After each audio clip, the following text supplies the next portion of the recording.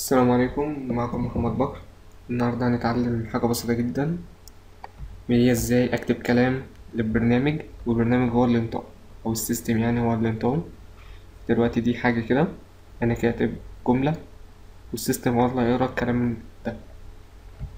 فلو عملت سبيك I am a programming I control your life. السيستم هو اللي قرأ الكلام ده. تعالوا نشوف بيتعمل ازاي. هنروح على الفيجوال ستوديو، نعمل نيو بروجكت،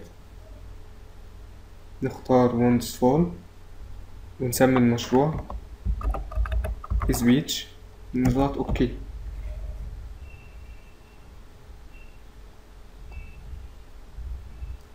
تمام، هنجيب ريتش تكست بوكس، كبره شوية كده،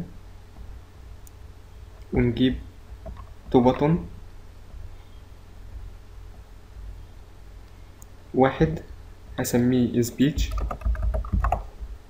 والتاني كلين. كلين ده عشان لو انا كاتب كلام في الريتش تكست بوكس وعايز امسحهم كلهم مرة واحدة، هروح على سوليوشن اكسبلورر واضغط كليك يمين على الريفرنس واعمل اد ريفرنس، هضيف ريفرنس اسمه system.speech. system.speech اهو، هعلم على التشيك بوكس واضغط اوكي. تمام، هدخل جوه الكود بتاعي واجيب النيم سبيس اللي اسمها using system dot speech dot synthesis.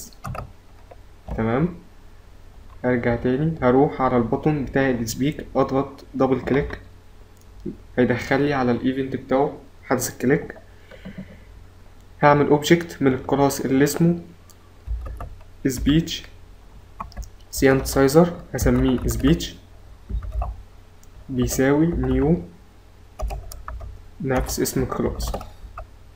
تمام، استخدم الاوبجكت اللي انا عملته ده speech دوت speak async، دي ميثود بتاخد جواها string، فانا هجيب السترنج منين؟ من الريتش تكست بوكس اللي انا عامله ريتش تكست بوكس دوت تكست.